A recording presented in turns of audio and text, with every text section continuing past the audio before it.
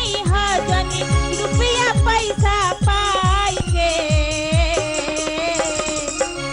Button Dubai हा भैया बहनी बूथ पे जाके बटन दबई हा भैया बहनी बूथ पे जाके शानदार बटन शानदार। दबई हा भैया बहनी बलिया की इस जनता का स्वागत है। बटन दबई हा भैया बलिया की जनता का स्वागत है। और यहां पर हम आपको बता दें, बड़े ही खूबसूरत जगह है बलिया। बागी बलिया कहते हैं इसको, बलिदान का बलिया भी कहते हैं। और यहां पर बलिया क्यों मशहूर है, यहां पर हमारे साथ प्रिंसिपल साहब हैं। प्रिंसिपल साहब, सर शुरुआत आप ही से करते हैं। बलिया क्यों मशहूर है, बताएं जरा। गंगा और घाघरा के दोआब में अवस्थित बलिया महर्षि भृगु की तपोभूमि एवं उनके निर्माण स्थल के रूप में जाना जाता है। सन 1857 में जो क्रांति हुई वो बलिया का ही वीर सपूत शहीद मंगल पांडे के द्वारा शुरुआत की गई थी। तत्पश्चात समग्र आंदोलन के प्रणेता जयप्रकाश नारायण की भी ये जन्मभूमि है। और चंद्रशेखर जी भी यहां पर थे। और लेकिन एक और चीज मैं आपको बता दें, बलिया अपनी बाटी के लिए भी मशहूर है। और शो शुरू होने से पहले मैंने किसी से पूछा कि बाटी में क्या होता है, तो बोलते हैं बाटी में बड़ी गर्मी होती है, लेकिन चुनावों में बड़ी गर्मी है। आपको एक चीज बता दूं, मैं आपको एक चीज बता दूं, और वो चीज ये है कि बलिया से इतने बड़े बड़े सपूत निकले, लेकिन बड़े दुख की बात है कि बलिया आज भी पीछे रह गया और कई सपूत आगे चले गए, दिल्ली की राजनीति करने लग गए। आज बलिया में हम सड़कों पर गए, बलिया के उस गांव में गए जहां पर हमने देखा निर्भया का गांव। क्या हाल था, आइए देखते हैं। आज तक की टीम बलिया पहुंची है वोटरों का मिजाज परखने, लेकिन सबसे पहले आज तक पहुंचा बलिया में निर्भया के गांव मिडोरा कला। दिल्ली गैंगरेप कांड में निर्भया की मौत के बाद यूपी के सीएम अखिलेश ने वादा किया था कि उसके गांव में एक अस्पताल और इंटर कॉलेज खोला जाएगा। आज तक की पड़ताल में पता चला कि गांव में अस्पताल बंद तो चुका है, लेकिन ताला पड़ा है। तस्वीरें आप भी देख सकते हैं। तो हम यहां पर मौजूद हैं बलिया में, और बलिया में ये ताला देख रहे हैं आप। पहले तो आपको बता दें कहां ये ताला लगा है। ये ताला लगा है प्राथमिक स्वास्थ्य केंद्र मिडोरा कला बलिया। अब ये क्या ताला विकास के ऊपर लगा है? जाहिर सी बात है, आप ये सोचेंगे मैं ये सवाल क्यों पूछ रहा हूं, क्योंकि ये वो चिकित्सा केंद्र है जो निर्भया कांड के बाद अखिलेश यादव ने कहा था, मुख्यमंत्री अखिलेश यादव ने कहा था इसको बनना है। और अभी तक सीढ़ी लग रही है, पुताई चल रही है। 5 साल होने को आ रहे हैं, पहला चुनाव है उस घटना के बाद। विकास की हम बात कर रहे हैं। एक बात बताइए, ये शुरू हुआ कि नहीं हुआ? आपका शुभ नाम क्या है? शशि किशोर गुप्ता। तो गुप्ता जी, आप यहाँ पर क्या करते हैं? सर हम शिक्षक हैं। आप शिक्षक हैं, तो यहाँ पे शुरू हुआ कि नहीं हुआ कुछ भी? यहाँ पे काम तो अभी रुका हुआ है। अस्पताल में डॉक्टर नहीं आते?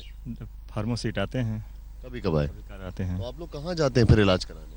इलाज कराने बक्सर है, बलिया है। कितना दूर है यहाँ से? बक्सर 15 किलोमीटर मान के चलिए। और अगर किसी की तबीयत बहुत खराब है तो फिर? तो वैसे ही जाना पड़ेगा आपने।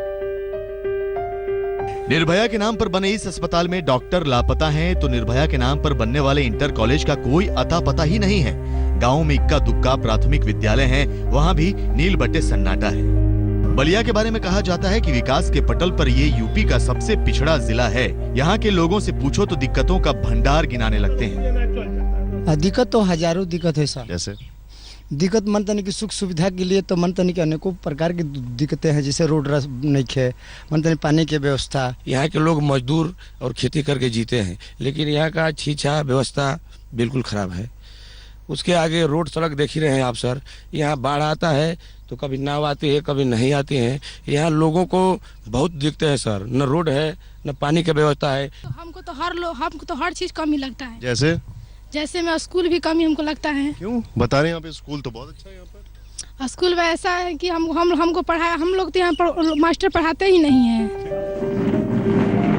जी हाँ, ये बलिया है जिसे लोक नायक जयप्रकाश नारायण और पूर्व प्रधानमंत्री चंद्रशेखर का गढ़ कहा जाता है। आज तक की टीम पूर्व प्रधानमंत्री चंद्रशेखर के घर भी पहुंची और उनके बेटे नीरज चंद्रशेखर से बातचीत की। वो प्रधानमंत्री के पद की गरिमा के अनुरूप नहीं होते हैं। हमेशा ऐसी टिप्पणी करते हैं प्रधानमंत्री जी, और कई बार उनके विरोधी भी विवश हो जाते हैं वैसी टिप्पणी करने के लिए। तो मुझे लगता है अगर प्रधानमंत्री इस देश का है, सबसे बड़े नेता हैं, हम लोग के सबके प्रधानमंत्री हैं, अगर वो अपनी टिप्पणियों पे थोड़ा कंट्रोल रखेंगे तो और लोग भी ऐसी टिप्पणी नहीं करेंगे, मुझे पूरा भरोसा है इस पर। जितनी हम लोग की स्टेट हाईवे हैं या स्टेट की सड़कें हैं, उस पे सारे पे काम हुआ है। नेशनल हाईवे पिछले 3 सालों में उस पर काम ही नहीं हुआ है। 1 साल पहले नितिन गडकरी जी आके कह चुके हैं, शिलान्यास कर चुके हैं कि इसको 4 लेन किया जाएगा, उस पर एक कदम आगे नहीं बढ़े। फिर आतंकवादी, फिर उसके बाद गधा आ जाता है, फिर हम देखते हैं कि और वो आ जाते हैं, दिलवाले दुल्हनिया ले जाएंगी और पता नहीं क्या क्या बोला जा रहा है। ये बयान जो है ये कहाँ लेके जा रहे राजनीति को? ये तो इसके मैं तो हर एक को थोड़ा सा संयमित नहीं होना। मैं इसका आपसे बिल्कुल आपके साथ हूँ इस बात पे। हम लोग को संयम रखना चाहिए राजनीति में, और किस तरह के बयान, क्योंकि वो लोग देखते हैं और सुनते हैं, तो उससे लोगों पे भी असर पड़ता है हम राजनीतिज्ञों के बारे में। तो मेरा यही है, सबसे अनुरोध है कि सब लोग अपने ऊपर थोड़ा संयम रखें और मंचों से ऐसी बात नहीं होनी चाहिए। नीरज चंद्रशेखर समाजवादी पार्टी की भरपूर तरफदारी करते हैं और केंद्र में मोदी सरकार पर वार करते हैं। बलिया में 4 मार्च को छठे चरण में वोटिंग है। जनता जिले में विकास की उम्मीद लगाए बैठी है। अब बलिया की जनता से सवाल, क्या आप सवाल पूछने के लिए तैयार हैं? वाकई में तैयार है, शुरू करते हैं। क्या सवाल है आपका, संक्षेप में पूछिए। सर मेरा सवाल ये है कि जो महिला हॉस्पिटल रोड है, जो यहाँ का मुख्य मार्ग है, वहाँ के आप जाके स्थिति देख सकते हैं, पूरी तरह से जर्जर है। जहाँ यहाँ सपा के 6 विधायक हैं और भाजपा के भी 3 सवाल पूछिए। सर अस्पतालों में डॉक्टरों की स्थिति कब सुधरेगी? डॉक्टर रहते ही नहीं है। ये आरक्षण के मुद्दे में हम चाहते हैं कि सबका साथ सबका विकास, अगर आरक्षण रहेगा तो सबका साथ और सबका विकास कैसे संभव? बड़ा सवाल है। आपका सवाल क्या है, बताइए।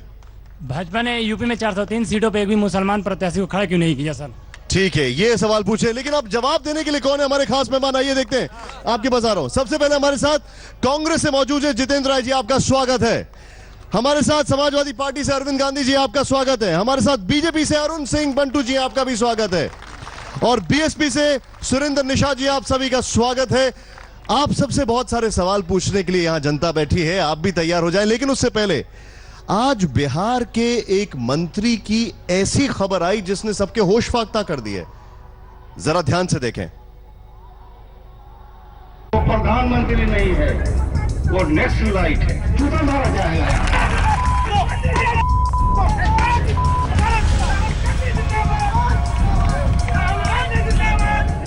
ये किसी सिरफिरे का नहीं, बल्कि बिहार सरकार के मद्य निषेध मंत्री अब्दुल जलील मस्तान का कारनामा है। नोटबंदी से चिढ़े अब्दुल जलील मस्तान ने वेदना रैली बुलाकर उसमें अपने समर्थकों से प्रधानमंत्री नरेंद्र मोदी की तस्वीर पर जूते मारने का फरमान दे डाला। वो आया नहीं है, उसकी पिक्चर लगी है, इसे आज जूता मारा।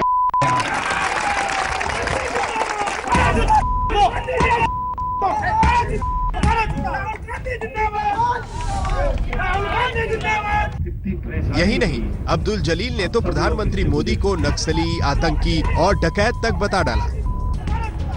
अरे वो प्रधानमंत्री नहीं है, वो नेक्स्ट लाइट है, उग्रवाद है, एक डकैत है। बिहार के मंत्री ने प्रधानमंत्री के खिलाफ अपमानजनक टिप्पणी की तो बीजेपी के नेताओं ने विरोध में विधानसभा में ही धरना दे दिया। अब्दुल जलील की बर्खास्तगी की मांग करने लगे।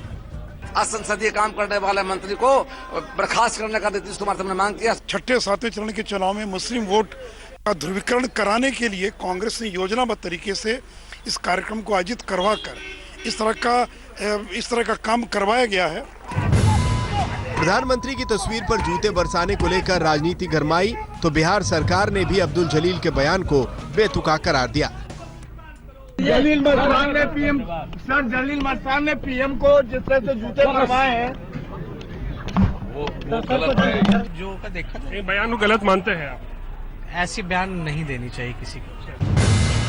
विवाद बढ़ा तो मंत्री जी ने माफी मांगने में ही अपनी गनीमत समझी। अगर मेरे बयान से या हमारे लोगों के बयान से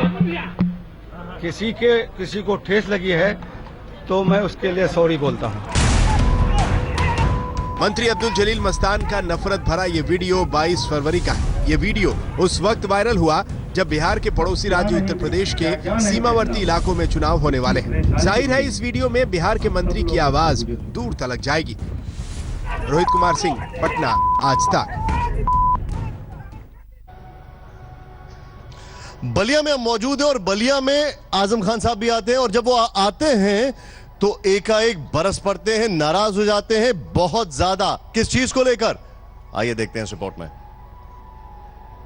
अगर आप लोग स्टेज से नहीं उतरेंगे तो हम चले जाएंगे। हमें समाजवादी पार्टी नेता आजम खान मंच पर धक्का मुक्की हजम नहीं कर पाए। आयोजकों को धमकी दे डाली कि अगर मंच पर हंगामा चलता रहा तो वो चले जाएंगे। बलिया के बहेरी में आजम खान की सभा थी। आजम मंच पर पहुंचे तो धक्का मुक्की शुरू हो गई। सभा के आयोजक से माइक छीन लिया। बिना भाषण दिए ही आजम निकलने लगे। आखिरकार आजम माने, लेकिन तभी किसी दूसरे प्रत्याशी का काफिला निकलने लगा। आजम फिर गुस्से में आ गए। भाई अगर कोई दरोगा साहब हो तो उन्हें मालूम होना चाहिए जहाँ किसी की सभा चल रही हो वहाँ किसी की कन्वेंसिंग की गाड़ी नहीं निकलती है। यार जगह बहुत गलत है, ये सभा की जगह ही नहीं, यहाँ सभा रखना ही नहीं चाहिए। आखिरकार आजम खान ने भाषण शुरू किया। बहन जी ने 100 टिकट दिए हैं मुसलमानों को, तुम्हारी अच्छाई के लिए नहीं, तुम्हें बर्बाद करने के लिए 100 टिकट दिए हैं, बर्बाद करने। अरे मेरा जीतता हुआ भाई। आजम खुश हुए तो प्रत्याशी की जीत की अपील कर डाली, लेकिन कमेंट किया उसके रंग पर। थोड़ा सा रंग काला है, दिल काला नहीं है। अरे काले दिल वालों से बचो। किसी तरह से आजम की सभा निपटी। सभा के आयोजकों की भी जान में जान आई। अनिल अकेला, बलिया, आज तक। वहां पे आजम खान साहब बरस रहे हैं और यहाँ पर लोग बरस रहे हैं। क्या सवाल है आपका, बताइए। सरकार, हमारा सवाल सपा वालों से है। उत्तर प्रदेश के 5 सालों में अधिवक्ताओं पर सबसे अधिक हत्याएं हुई है और उनको मुआवजा के रूप में 1.5 लाख रुपया दिया जाता है। वही कोई मारा जाता है तो उसको 40 लाख रुपया क्यों दिया जाता है, बताइए। हमारा सवाल ये है कि बलिया जनपद में 100 करोड़ का सीवर में भ्रष्टाचार हुआ है और ये 2006 में सीवर का काम शुरू हुआ है, 9 में पूरा होना था सर, लेकिन कई सवाल यहाँ पर लोग खड़े कर रहे हैं, लेकिन आपको बता दें इन सवालों के जवाब हम इनसे लेंगे। लेकिन आज प्रधानमंत्री मोदी ने बड़े तीखे वार किए छठे फेज को लेकर। आइए क्या कहा उन्होंने, देखते हैं। यूपी सरकार की वेबसाइट क्या कह रही है? उत्तर प्रदेश में जिंदगी बहुत छोटी होती है और कब मर जाएं कोई भरोसा नहीं। आगे कहते हैं, in this respect Uttar Pradesh resembles Saharan Africa. तरफ वो विद्वानों की जमात है जो जो हार्वर्ड यूनिवर्सिटी के नाम पर बात करते हैं। एक और गरीब मां का बेटा है जो हार्ड वर्क के द्वारा देश की अर्थनीति बदलने पर लगा हुआ है। हार्वर्ड आगे बढ़ेगा कि हार्ड वर्क देश के किसानों ने दिखा दिया है, देश के मजदूरों ने दिखा दिया है, देश के ईमानदारों ने दिखा दिया है। हार्वर्ड से ज्यादा दम होता है हार्ड वर्क में। आज उत्तर प्रदेश में थाने को समाजवादियों का कार्यालय बना दिया गया है, समाजवादियों का दफ्तर बना दिया गया है। थाने में पुलिस वाला शिकायत दर्ज नहीं कर पाता जब तक कि समाजवादी की अनुमति न मिल जाए, पैसों का खेल न हो जाए, तब तक शिकायत तक दर्ज नहीं होती है। यहां पर हम जो बात कर रहे हैं वो बात कर रहे हैं कि ये जनता क्या अपने सवालों के जवाब सुनने के लिए तैयार है? क्या सवाल है आपका, बताइए। सर, यहाँ बेकारी बहुत ज्यादा है और पलायन लोग कर रहे हैं बलिया से। ऐसी जरूरत है, यहाँ कुछ उद्योग वगैरह सब लग गया है, यहाँ बलिया में लोग पलायन ना करें। आपका सवाल क्या बेटा? सर मेरा सवाल सभा प्रतिनिधि से है। बताइए। सर मेरा सवाल सभा प्रतिनिधि से, इन्होंने इनके जब विधायक थे तो 10 लाख रुपया पास हुआ तारामंडल के। आज तारामंडल के लिए ईंट तक नहीं दिखाई देते, बताए क्या कारण है? सवाल पूछे। सर मेरा सवाल है भाजपा के प्रतिनिधि जी से कि यहाँ पे नितिन गडकरी जो परिवहन मंत्री हैं वो आए थे 6 महीने पहले और जो है कि हाईवे और जो है कि बाईपास का उन्होंने पास कर दिया था। कहे कि 1 महीने के अंदर सामान गिरेगा, लेकिन ठीक है सर। अब आप सभी से सवाल है, शुरुआत में करता हूं। सबसे पहले आप सपा से मैं आपसे जानना चाहता हूं, देखिए सवाल यह है कि यूनिवर्सिटी में आपने क्या किया? यहां पर मेडिकल कॉलेज नहीं है, इंजीनियरिंग कॉलेज नहीं है, लोग पलायन कर रहे हैं।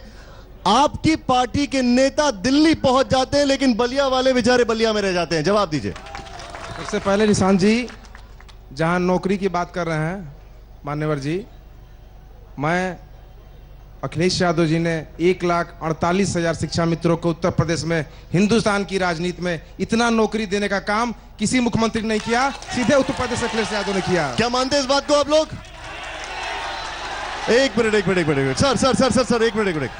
अच्छा, इतना सब किया, अखिलेश जी ने कहा कि एक मिनट भाई साहब, निर्भया के गांव में मैं गया था, वहां पे आपने इंटर कॉलेज बनाने की बात की, इंटर कॉलेज है नहीं वहां पर आपने बात की कि हॉस्पिटल बनेगा, हॉस्पिटल में अभी तक डॉक्टर नहीं पहुंचा, बस हॉस्पिटल बन ही रहा है वहां पर।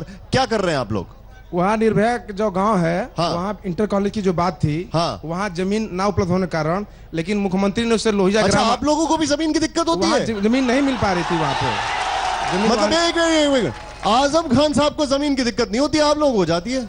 वहाँ जब चल रहा है, लेकिन रोहिया गांव से पूरे गांव को विकास किया गया। अब मैं आपसे पूछता हूं सर, आप हमारे साथ हैं बीजेपी से, मैं चलिए निर्भया वाली बात ही करते हैं, आप सबके पास में आ रहा हूं सर। वहां पर आपके जो विधायक हैं उनको लेके लोगों में बड़ी नाराजगी है, बोलते हैं यहां पर ईंट तक नहीं लगी, नाली तक नहीं बनी, और आते ही नहीं है वो।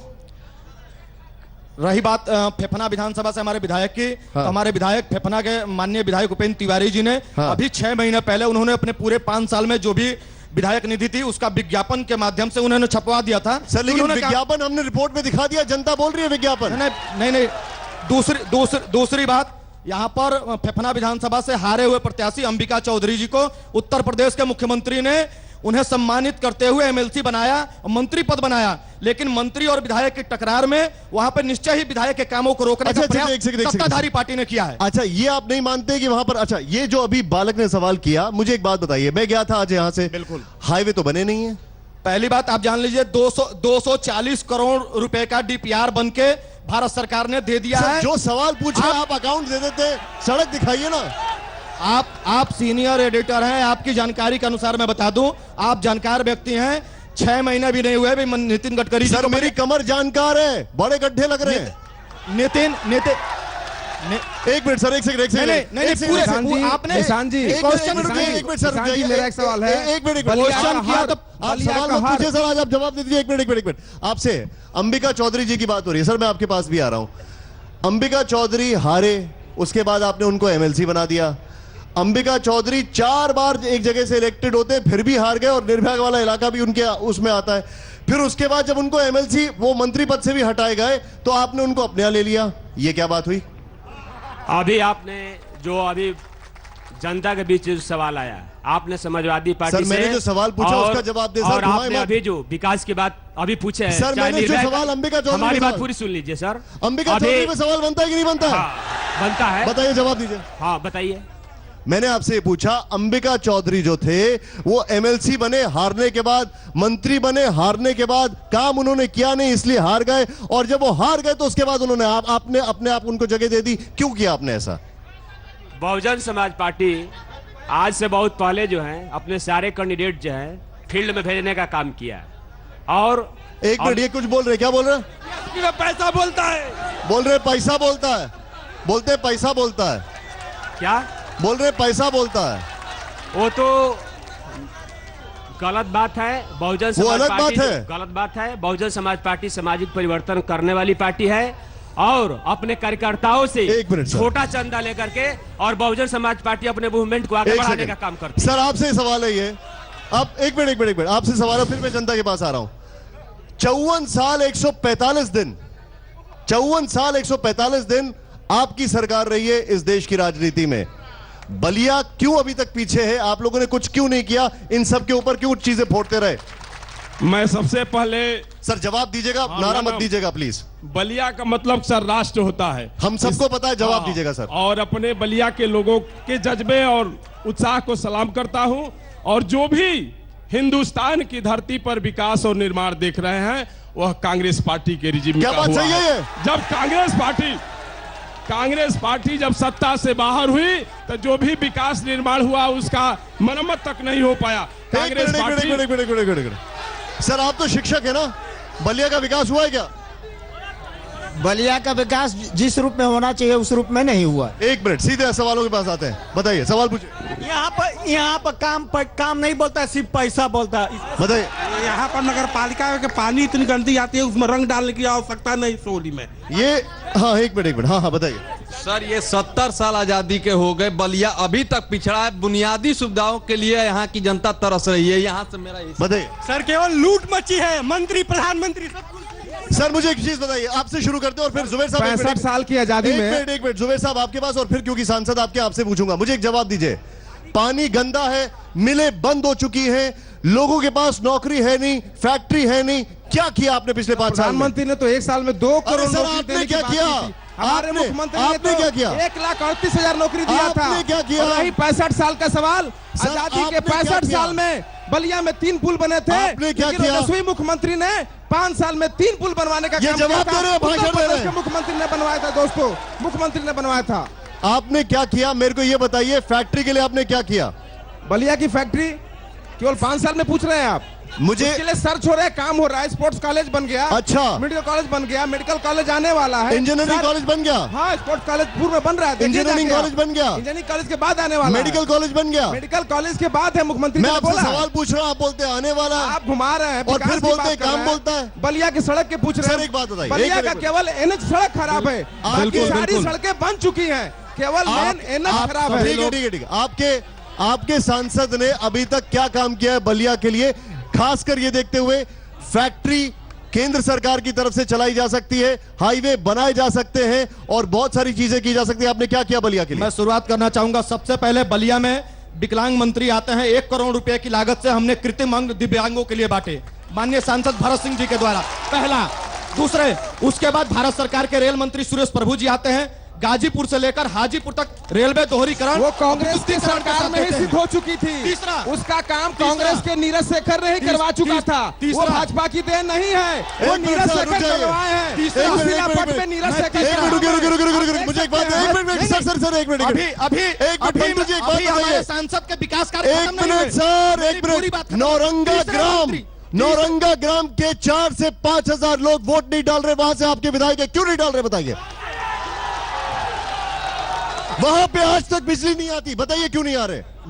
नौरंगा में समाजवादी पार्टी के विधायक हैं महोदय, पहले अपनी जानकारी दुरुस्त करिए। आप पहले जानकारी करिए। नौरंगा में हमारा विधायक नहीं है, समाजवादी पार्टी के विधायक वोट नहीं डाल रहे इस बार। बिल्कुल, आपको जानकारी के लिए मैं बता दूं, माननीय नितिन गडकरी जी ने नौरंगा का पुल स्वीकृत कर दिया है। एक मिनट, पुल कर दिया, बिजली के लिए क्या कर रहे हैं बोलेंगे आप इसको? बिजली के लिए पीयूष गोयल जी ने 66 करोड़ रुपए की लागत से बलिया नगर के सभी तारों को बदल दिया। मुझे एक चीज बताइए, आप दोनों चीजें बताइए।